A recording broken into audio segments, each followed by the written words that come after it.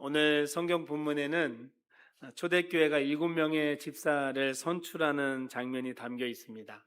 예수님을 판 유다가 자살하죠. 그 유다를 대신해서 마띠아를 12명의 제자에 속하게 한 이후에 초대교회에는 제자, 사도라는 직분만 있었는데 이제 집사라는 새로운 직분이 생겨나는 중요한 사건이 담겨 있는 겁니다. 왜 집사라는 직분이 필요했을까?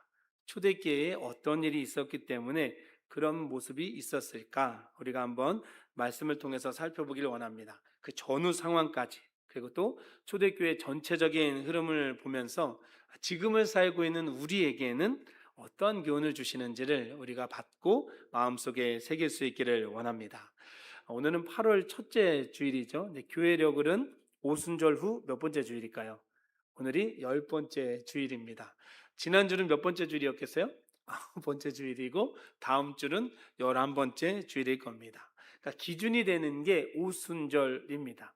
성령님이 임하셨던 그날. 이 날이 매우 중요하기 때문에 이 날을 기점으로 몇 번째 이렇게 세는 거죠. 왜 이 날이 중요할까? 성령이 임하신 후에 제자들이 완전히 다른 사람이 되었기 때문입니다. 근데 오해하면 안 되는 게 뭐냐면 제자들이 성령을 받은 후에 완전히 달라졌다라고 하니까 그전에는 뭐 형편없고 별로인 사람이다라고 여길 수 있지만 결코 그런 사람들은 아닙니다. 왜냐하면 이들은 사실 성령님이 어떤 분인지도 잘 모르고 어떻게 임하는지도 모르는데 성령을 기다려라, 예수님의 이 한 말씀을 기억하고 무작정 기다렸던 사람이에요. 무작정 기도했던 사람들입니다. 그러니까 이것만으로도 이들은 충분히 준비가 되었던 사람들인데 이들에게 성령이 임하고 나니까 완전히 더 달라지는 거죠. 이전에는 하나님 나라의 복음을 제대로 증거하지 못했는데 성령을 받고 나니까 막 나가서 복음을 증거하는 거예요. 설교를 합니다. 예수님에 대해서 이야기합니다. 어려움을 당해도 두려워하지 않습니다. 그렇게 복음을 증거했더니 3천 명이 믿고 5천 명이 믿는 일이 생겨납니다. 남녀노소까지 합치면 3만 명에 이르는 숫자입니다. 굉장히 큰 숫자죠. 교회가 갑자기 부흥했다라고 봐도 될 겁니다. 이렇게 양적인 부흥을 하고 나면 좋은 게 여러 가지가 있습니다. 일단 교회가 어떤 사역을 프로젝트를 진행할 때 능력 있게 할 수 있고 더 풍성한 예배를 드릴 수 있고 뭐 교육도 그렇고 체계적으로 할 수 있는 것들이 장점들이 많이 있습니다. 그러면 장점만 있느냐? 꼭 그렇지는 않습니다. 제가 주일을 포함해서 휴가를 주던 교회에서 부교육자로 섬길 때 이제 주일에 쉬게 되니까 가보고 싶은 교회들 있잖아요. 교육자로서도 그래 이번에 잘 됐다. 그 전에 가고 싶었던 교회를 이제 리스트를 뽑아놨습니다. 그래서 제일 먼저 이번에는 어디 가자? 선한목자교회를 가자라고 결정하고 출발을 했어요. 그때가 이제 저에게는 그 선한목자교회 유기성 목사님의 책이나 설교가 제일 큰 감명을 줄 때여서 뭐 많이 있지만 직접 가서 한번 예배를 드리고 싶었어요. 이곳은 어떤가 탐방을 하러 갔습니다. 11시 예배에 가려고 한 30분 전에 도착할 수 있게 계획하고 갔는데 잘 갔습니다. 근데 문제는 교회 주변에 주차할 데가 없는 거예요. 안내 요원들이 나와서 이쪽으로 해서 점점 가는데 교회랑 자꾸 멀어집니다. 어쨌거나 주차를 잘 하고 걸어가는데 한 15분이 걸리는 거예요. 뭐 15분이 그렇게 긴 건 아니지요, 사실은. 근데 지금 같은 날씨였거든요.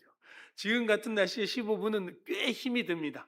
더군다나 그때는 저희 애들이 초등학생이었기 때문에 아빠 왜 여기에 가냐고, 우리 교회에서 예배 드리면 되는데 왜 굳이 여기까지 가냐고 막 입이 이만큼 나오고 있는 거예요. 그래서 어쨌거나 잘 데리고 예배당에 들어왔는데 솔직히 맨 앞에서 예배 드리고 싶었는데 뭐 주차하고 걸어가고 하니까 11시 다 돼서 자리가 하나도 없고 저 위에 올라가서 뒤쪽에 앉아서 예배 드려야 되니까 이게 생각했던 거랑 다른 거예요. 제가 지난주 설교 때 이승엽이 손가락만하게 보였다 했는데 유기성 목사님 얼굴이 엄지 손톱만해 보이더라고요. 그래서 내가 굳이 여기를 왜 왔나 라는 생각이 들었어요. 물론 큰 화면에 대문짝만하게 얼굴이 나오긴 했지만 그럴 거면 뭐 유튜브로 봐도 되니까 제가 생각했던 거랑 좀 달라서 아쉬웠습니다. 그리고 끝나고 난 후에도 몇 분 걸어가야 돼요? 15분을 걸어가야 되고 또 차가 빠진데 한참 걸려서 나오니까 저희가 결정한 게 있어요. 그 차례대로 먹였던 교회들이 대부분 큰 교회였는데 큰 교회는 가지 말자.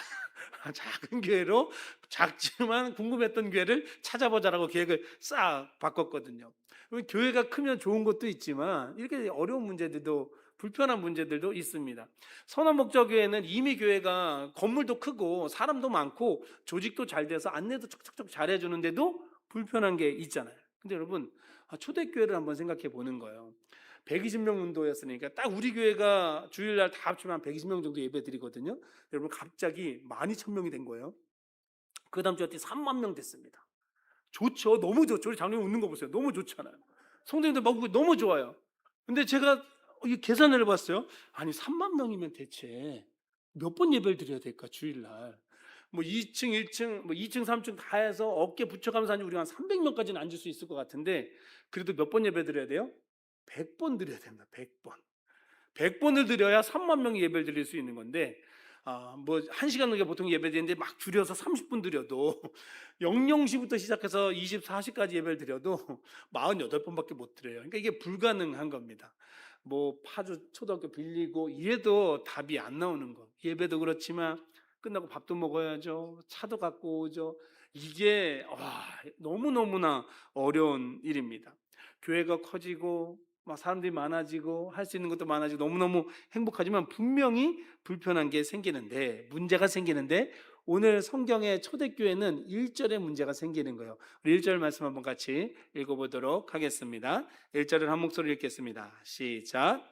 그때에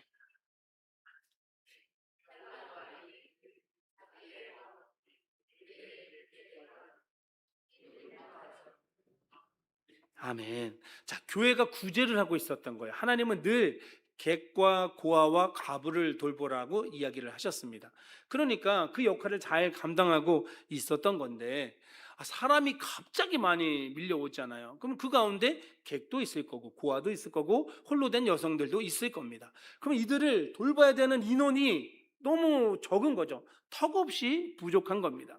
근데 사람이 그렇잖아요. 일부러 그러는 게 아니라 뭔가 조직화가 잘 안 돼 있으면 일단 내가 익숙한 사람, 눈에 보이는 사람에게 뭔가 먼저 하게 되니까 그러다 보니 히브리파 사람들에 비해서 헬라파 사람들이 자꾸 빠지게 되고 원망을 하게 되는 거죠. 물론 시행착오라고 할 수 있습니다. 그런데 이게 나의 생계와 연관이 있다. 내가 너무 큰 불편을 겪는다면 문제가 달라지는 거거든요. 불평이 터져 나올 수밖에 없습니다. 무슨 교회가 이 모양이야. 지 편한 사람만 주고 말이야. 친한 사람들만 해주고 이런 소리가 막 터져 나올 수밖에 없는 거죠. 그럼 제자 입장에서는 우리가 열심히 하고 있는데도 욕을 먹으니까 기분이 안 좋을 수밖에 없죠. 자, 여러분들의 성경 선 지식을 다 내려놓고 이런 상황이라면 여러분들은 어떻게 이 문제를 해결할 수 있을까요? 어떻게 하시겠습니까? 우리가 1차원적으로 생각하면 가장 쉬운 건 헬라파가 빠지니까 욕을 먹어? 그러면 다 주지 마, 다. 히브리파 다 주지 마. 그러면 뭐 싸울 일도 없고 뭘 할 것도 없으니까 다 주지 마라고 하면 아주 편해집니다. 일하는 사람도 편해지고 뭐 돈도 아끼고 다 좋다라고 여길 수 있는데 왠지 그러면 안 될 것 같잖아요. 그러면 안 되죠. 자, 제자들은 어떻게 해결하느냐? 3절로 해결합니다. 우리 3절 말씀 한 목소리로 같이 읽어보도록 하겠습니다. 시작.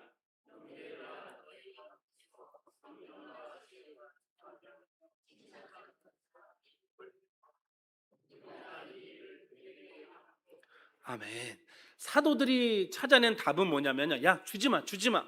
어렵게 가지 말고 끊어. 이런 개념이 아니라 오히려 그 일을 잘할 수 있는 전담자를 세우는 것이에요. 구제를 담당할 수 있는 사람을 세우는데 그들이 바로 집사였던 거죠. 그러니 이 중요한 일을 감당해야 되니 대충 세울 수는 없고 어떤 사람이어야 되냐? 성령과 지혜가 충만하고 어떤 사람이어야 돼요? 칭찬받는 사람이어야 되는 거예요. 우리가 자세히 볼 수는 없지만 간단히 설명을 하자면 왜 이런 사람이었을까? 성령과 지혜가 충만하다는 것은 누구와 관계가 잘 돼 있는 사람이에요? 하나님과. 성령 충만하고 하나님과 관계가 잘 돼 있으니까 늘 성령이 우리 안에 있고 지혜도 가득한 거예요. 자, 그러면 칭찬받는 사람은 누구랑 관계가 잘 돼 있는 거예요? 사람들 안에서 관계가 잘 돼 있는 거죠. 야, 저 사람 진짜 좋은 사람이야. 저 사람 진짜 착한 사람이야. 저 사람은 마음 씀씀이가 남다르다니까 라고 칭찬받는 사람인 거예요. 그러니까 결국에는 성령과 지혜가 충만하고 칭찬받는 사람은 하나님과도 사람 관계도 너무나 잘하고 있는 귀한 사람이니까 하나님의 마음으로 사람을 섬기는 일에 이보다 최적화된 사람이 없는 거죠. 그래서 이런 사람 7명을 뽑았는데 그들이 바로 스데반, 빌립, 브로고로, 니가노로, 디몬, 바메나, 니골라 이렇게 뽑힌 거죠. 이제 이들이 봉사의 일을 전담하게 됩니다. 이 모든 것들을 전담하게 되니까 어떤 결과가 나올까요? 우리 7절 읽어볼까요? 본문 7절 말씀 한 목소리로 읽겠습니다. 시작.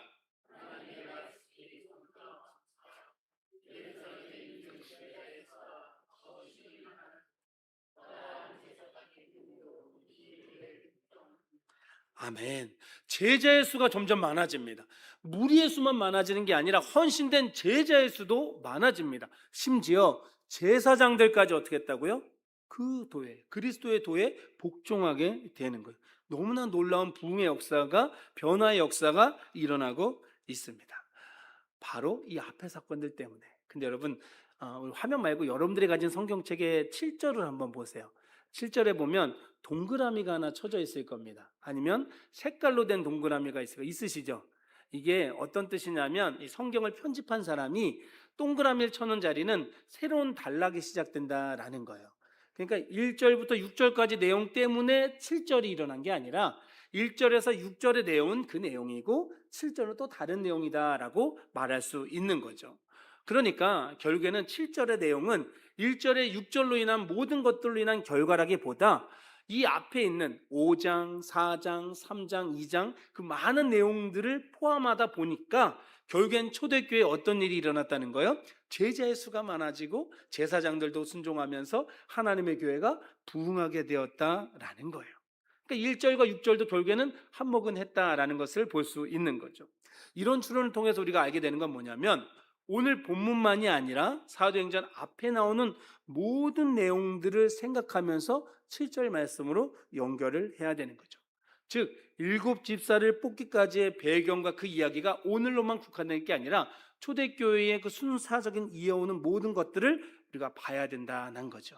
그 모든 상황 속에서 가장 강력하게 역사하는 이것들이 있게 만드는 존재는 당연히 모든 것을 계획하시고 역사하시는 우리 하나님이시겠죠. 그런데 우리 하나님만큼이나 조연이긴 한데 또 나쁜 악역인 이 못되게 영향력을 행사하는 존재가 있는데 어떤 존재일까요? 바로 사단입니다. 마귀입니다.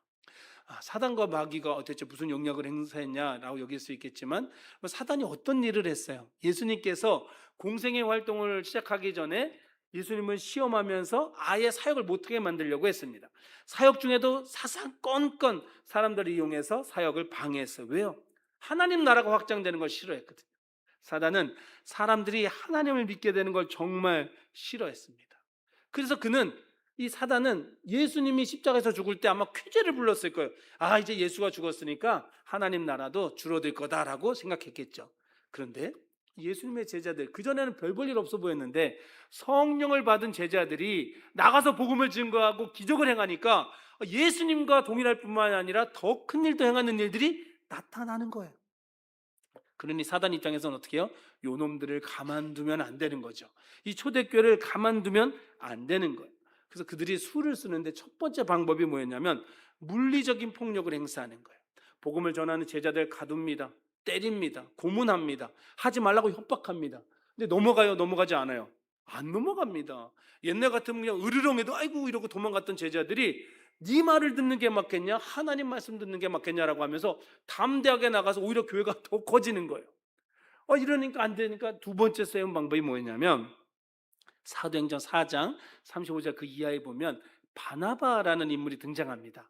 권위자라고도 하고 위로의 사람이라고 하던 이 사람이 참 존경받는 사람이었는데 안 그래도 존경받던 이 사람이 자기 소유를 밭을 팔아가지고 이것을 가난한 사람들에게 나눠준 거죠. 그러니까 더 많이 존경을 받아요. 참 귀한 사역인데 그 일로 인해서 안 좋은 게 하나 생기는데 기억나세요? 아나니아와 삽비라 이 부부가 자기들도 소유를 팝니다. 집을 팔았는지 밭을 팔았는지 모르지만 팔아서 그 절반은 자기가 가지고 절반을 하나님께 드립니다. 자, 여러분들이 집을 팔았다고 생각해 보세요. 대충 2억 정도 받았다고 생각해 보세요. 그래서 2억 엄청나게 큰 돈이잖아요. 보통 사람이 2억을 어디 통장에 가질 수 있겠어요.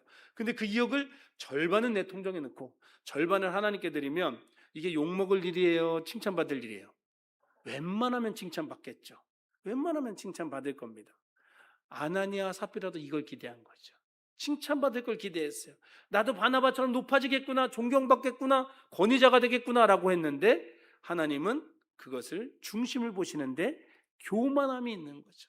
하나님께 드리려는 순수함이 아니라 내가 높아지려고 하니까 그가 하나님 앞에 결국에는 죽임을 당하게 되는 거예요. 우리는 또 이 사건을 보면서 그거는 사탄이 그런 게 아니라 그 사람이 못돼서 그런 거 아니에요 라고 말할 수 있겠지만 사도행전 5장 3절에 보면 분명히 이렇게 성경이 기록해 있어요. 사탄이 내 마음에 가득하여. 그러니까 사단이 네 마음에 가득해서 네가 그런 일을 저질렀다라는 거죠. 교회가 분열되고 어지러움을 겪을 수밖에 없는 상황이었어요. 이제 사단이 원하는 대로 됐을까요? 아니요. 그들이 또 죽임을 당하고 나니까 교회가 오히려 하나님을 더 경외하면서 점점점 든든히 서가는 거예요. 그런 상황 속에서 사단이 약이 오를 수밖에 없는데 이때 나타나는 현상이 뭐였냐? 사단이 또 어렵게 하는 것 중에 하나가 뭐였냐? 바로 분주함 속에 헤매이게 만드는 거예요. 그래서 중요한 것을 놓치게 만드는 거예요. 어떻게 만들었다고요? 분주하게 만드는 거예요. 중요한 것을 놓치게 만드는 거예요. 오늘 본문의 일을 보면서 우리가 이거를 파악할 수 있어야 됩니다. 우리 본문 2절 말씀 같이 읽어볼까요? 2절의 말씀 한 목소리로 같이 읽겠습니다. 시작.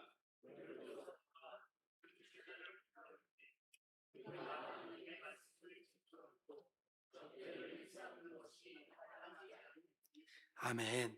참 감사하게도 사도들은요, 제자들은 뭐가 문제였는지를 정확히 찝어봤던 거예요. 성령 충만했기 때문에 봤겠죠. 뭐가 문제였어요? 사람이 많아진다, 구제에 빠진다, 이게 아니라 우리가 진짜 중요한 걸 놓치고 있었다. 말씀을 제쳐주고 있었다. 말씀, 찬양, 기도에 멈춰 있었다라는 것을 그들이 인지한 것이죠. 진짜가 문제가 뭔지를 알고 있었던 거죠. 교회가 부흥하면서 사람들 마음에 분주함이 생겨나고 일에 빠져들게 되면서 진짜 중요한 걸 잊게 만들었는데 사단의 전략은 어쩌면 정확하게 맞았던 거예요.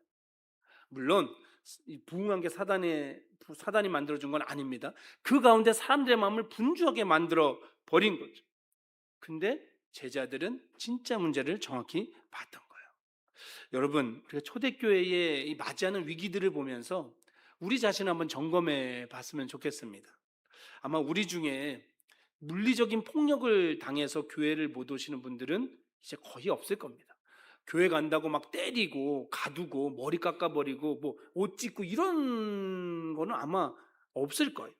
그런데 또 이제 넘어가면 교회 안에서 성도들끼리 비교하고 미워하고 시기하고 분열하는 문제들, 교만과 욕심 때문에 네가 높냐 내가 높냐 하면서 그런 일로 인해서 예배하기 어려운 것, 이런 거는 아주 없다고 말하기는 좀 힘들겠죠. 아주 없지는 않은 것 같아요. 교회마다 조금씩의 분열이 있고 또 교만으로 인해 생겨나는 문제들도 있으니까요. 그런데 분명한 건 그것 때문에 교회가 무너지지는 않습니다. 아주 크게 휘청거리지는 않아요. 근데 그 다음이 제일 문제인데 뭐냐면 말씀드린 대로 분주함 속에서 중요한 걸 놓치는 거예요. 여러분 바쁘시죠? 안 바쁘세요? 다 바쁘시더라고요. 얼마나 바쁜지 모릅니다. 시대가 주는 바쁨도 있고 내가 만들어내는 바쁨도 있습니다. 근데 정말 바쁜 분들도 있고요. 그렇지 않은 분들도 있는데 바빠 보이는 분들도 있습니다. 바빠 하는데 핸드폰은 계속 봐요. 이 영상이 왔다 갔다 하는 게 별로 의미도 없는 영상을 한 번 보면 1시간 이상 보게 되는 거예요. 아무 의미도 없거든요. 어떤 생산적 활동도 하지 않는데 그냥 그러고 있는 거예요. 불필요한 모임을 만들고 친교를 하면서 시간을 빼앗깁니다. 하나님 앞에 기도하고 말씀 보고 복음을 전하는 예배제를 소홀하게 만드는 거. 이게 교회 밖에서도 문제지만 교회 안에서가 사실 더 문제입니다. 교회 안에서도 하나님을 예배하러 왔는데 어느 순간부터 사람들하고 이야기하고 노는 게 더 재밌어요. 예배하러 올 때는 예배 시간 내내는 말씀 듣고 찬양할 때는 이런 표정으로 있는데 끝나고 막 커피 마실 때는 막 이런 표정. 이거는 문제가 분명히 있는 거죠. 내가 하나님 앞에 섬기는 거 정말 위대하고 멋진 일입니다. 섬길 때는 막 얼굴이 막 기쁜데 예배하고 찬양하고 기도할 때는 막 섬기고 이럴 때는 입이 막 행복해서 말을 막 하는데 찬양하고 기도할 때는 입이 꾹 다물어져 있어요. 아무것도 되지 않는 거죠. 우리가 무엇 때문에 바쁜지를 생각해 봐야 됩니다. 그 바쁨이 내가 하나님 앞에 집중하는 것을 방해하고 있다면 그것은 사단이 우리를 공격한다는 것을 우리가 기억할 수 있으면 좋겠습니다. 지피지기면 백전백승이라는 말 아시잖아요. 이게 손자병법에 나오는 말인데 원래는 지피지기면 백전불태 이래서 나를 알고 적을 알면 100번 싸워도 뒤로 물러날 일 없다는 거예요. 위험에 빠질 일이 없다는 거예요. 여기서 포인트는 뭐예요? 나를 알아야 됩니다. 그리고 적을 알아야 됩니다. 우리를 알아야 돼요. 우리가 어떤 사람들이에요? 강한 사람입니까? 능력 많은 사람입니까? 완전한 사람입니까? 아니요, 우리 그런 사람 아닙니다. 우리는 나약하고 부족하고 죄도 많고 능력 없는 사람입니다. 이스라엘이 그랬고 우리도 비슷합니다. 근데 우리는 능력 있는 사람도 맞아요. 완벽해 보이는 사람도 맞아요. 힘 있는 사람도 맞아요. 왜? 언제? 성령 충만할 때. 근데 그때가 늘 그랬던 것이 아닌데 늘 그런 것처럼 착각하고 삽니다. 우리는 연약할 때, 부족할 때, 죄 많을 때가 더 많아요. 이런 나를 인정을 하고 나를 공격하는 사단을 보면 이 사단은 우리의 연약한 것을 너무나 잘 파고 들어옵니다. 나의 연약함을 공격하는 거예요. 돈이 약한 사람은요, 돈으로 공격합니다. 돈으로 공격합니다. 주일에 많이들 물어보세요. 목사님, 주일에 일해야 돼요? 말아야 돼요? 일해야 되는 사람은 일해야죠. 직업이 주일날도 일할 수밖에 없는 직업이면 일을 해야죠. 가족을 부양해야죠. 그것 때문에 하나님 앞에 예배 못 드릴까요? 아니요, 하나님이 다 길을 내주십니다. 수많은 방법이 있습니다. 일을 할 때 일을 해야 됩니다. 열심히 돈을 벌어야 됩니다. 그런데 그 돈을 버는 게 필요에 따라서 나의 가족을 부양하기 위해서 필요한 것이 아니라 돈이 있어요. 집도 있고 차도 있고 통장에 얼마큼 돈도 있어요. 근데 희한하게 계속 돈 버는 데 집중하고 예배 가운데 나오지 못합니다. 이럴 때 이걸 뭐라고 말할까요? 욕심이라고 말하는 거죠. 욕심이라고 말하는 거예요. 내가 하나님을 통해서 은혜를 받고 하나님께서 복을 주셔서 내가 이만큼에 이르렀다고 고백을 하는데 그래서 하나님을 섬겨야 되는데 또 돈에 빠지게 되는 거예요. 이것보다 바보 같은 일이 어디 있을까 싶은데 사단은 돈에 약한 사람은 돈으로 우리를 얼고 매는 거예요. 뽐내기를 좋아하고 자랑하기 좋아하고 교만한 사람들, 인정받기 좋아하는 사람들, 이런 사람들에게는 사단이 어떤 마음 주는지 아세요? 우리가 옛날에 이런 말 많이 했는데 들어보셨어요? 섭섭이 귀신이라고? 제일 무서운 귀신이 섭섭이 귀신이라며. 섭섭이가 들어오면 답이 없는 거예요. 문 열고 나가면서 인사 다 똑같이 인사하는데 목사님이 나한테만 인사를 안 해. 내 인사만 안 받아.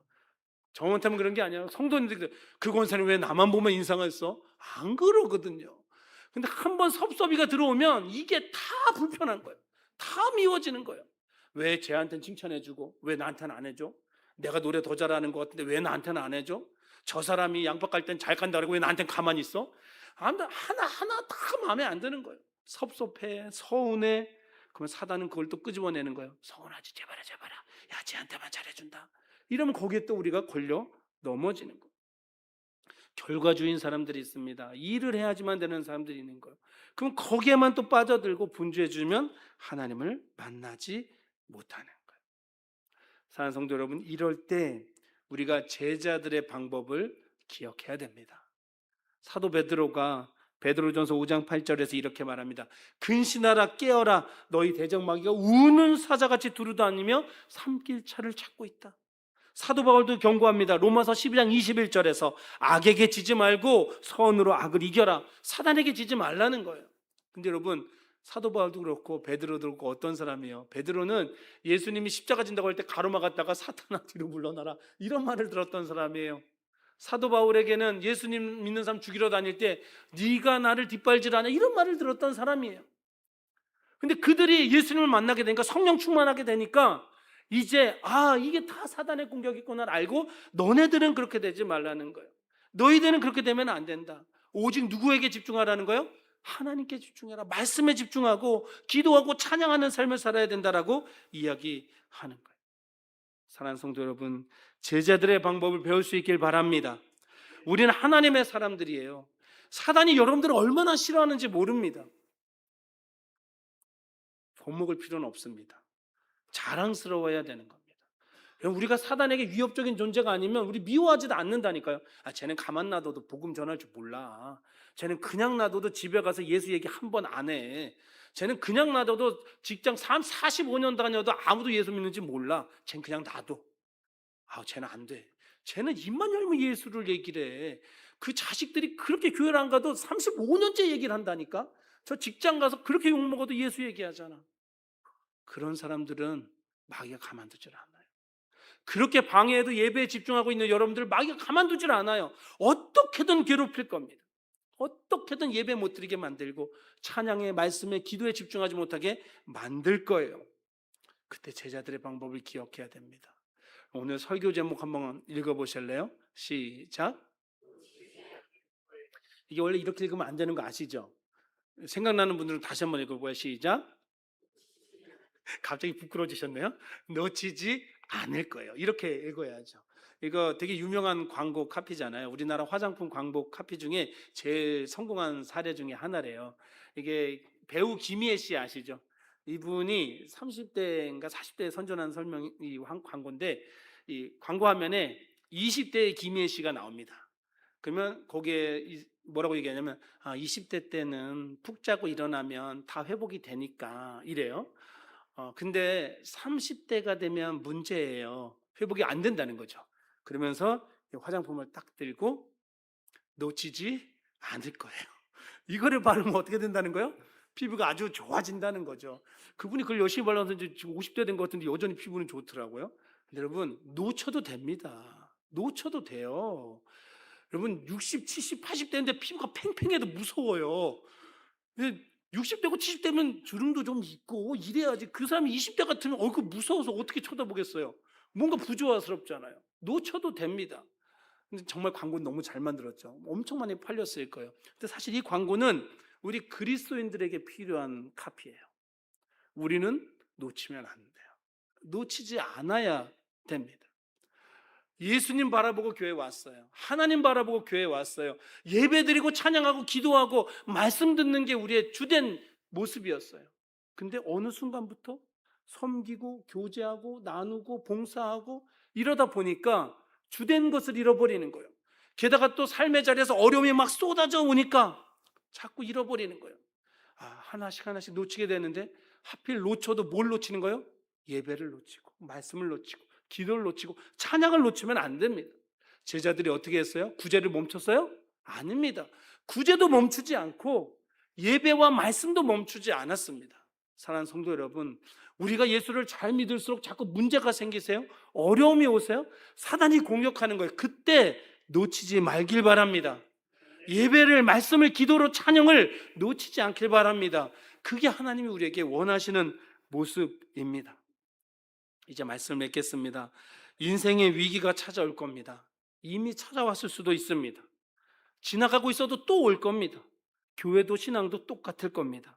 나에게, 우리 가정에, 우리 교회에 그럴 거예요. 믿음대로 살려고 하면 사단이 우리를 가만두지 않을 테니까요. 여러분, 그때 기뻐하고 즐거워하시면서 결단하시기 바랍니다. 내가 제대로 믿고 있구나. 내가 잘 살고 있구나.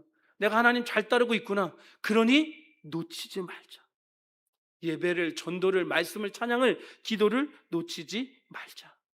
진짜 중요한 것을 놓치지 않고 멈추지 않고 뒤로 물러가지 않고 하나님이 기뻐하시는 한 사람 한 사람이 교회로서, 또 이 한 사람 한 사람이 모여서 하나님이 세우신 이 아름다운 주의 교회로서 바르게 세워져가는, 하나님이 기뻐하시는 교회가 되는 바로 저와 여러분이 되시기를 주님의 이름으로 축복합니다.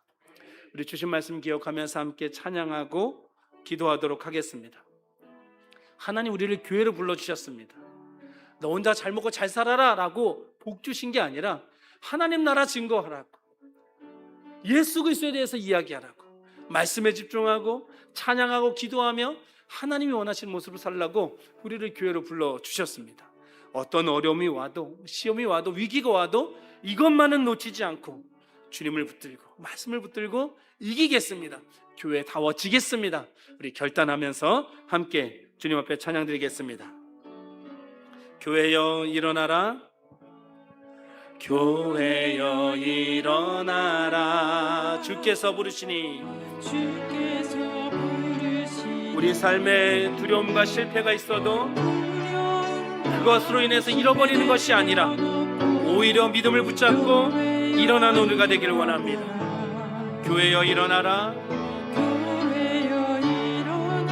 주님께서 넘어진 사람을 향해서, 어려움을 당한 곳을 향해서 우리를 부르시고 보내십니다. 그 삶의 자리에서 우리가 믿음으로 일어나겠습니다. 우린 세상의 빛, 하나님의 편지, 주의 교회를 통해 세상이 주를 보리라. 일어나라. 아버지 사랑으로, 아버지 능력으로 서로 하나 되어 서로 함께하여 주님의 빛을 비춰야 합니다. 온 세상 가운데 노래하라. 우리 아버지의 사랑을, 우리 아버지의 위대하심을, 우리 아버지의 함께하심을, 우리의 함께하시는 그 하나님을 노래하며 찬양해야 합니다. 이 삶의 노래로 주, 한 번 더 고백합니다. 일어나라. 아버지 사랑으로 일어나라. 아버지 사랑으로, 아버지 능력으로 우리의 삶에 크나큰 고난이 찾아오고 어려운 문제에 봉착해도 하나된 믿음으로 일어나기를 소망합니다. 노래하라. 예수님, 하나님의 주시는 능력을 가지고, 성령의 충만한 능력을 가지고 모든 문제를 극복하고 그 어떤 것도 놓치지 않으며 주님을 찬양하겠습니다. 주님을 나타내라.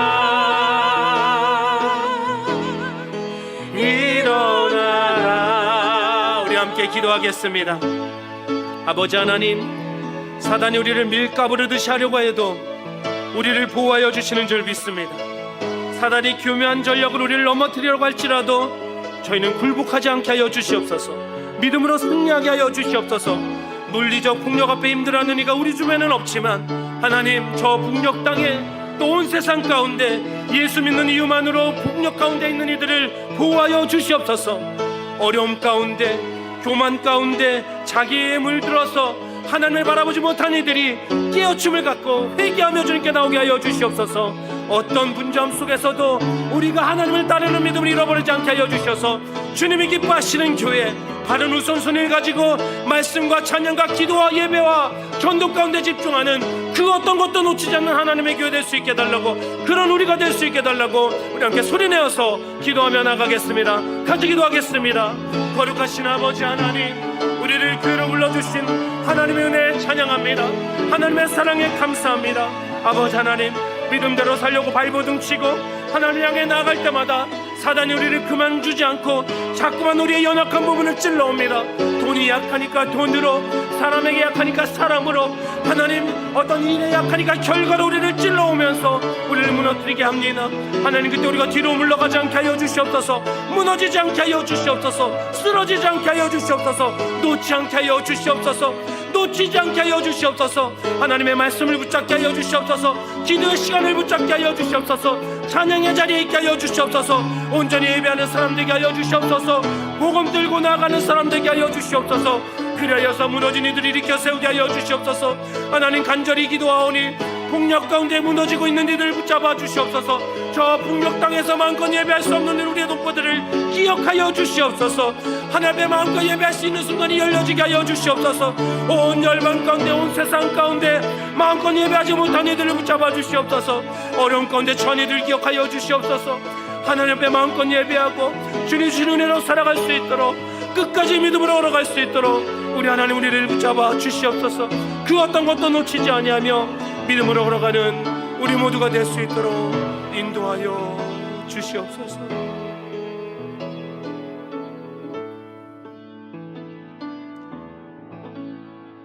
사랑의 하나님, 믿음을 주시는 하나님, 하나님 앞에 바르게 살기를 소망하고 또 그렇게 결단하고 애쓰고 노력하니 하나님, 더 문제가 생기는 것 같고 어려움이 찾아오는 것 같을 때 절망하지 않게 하여 주옵소서. 뒤로 물러가지 않게 하여 주옵소서.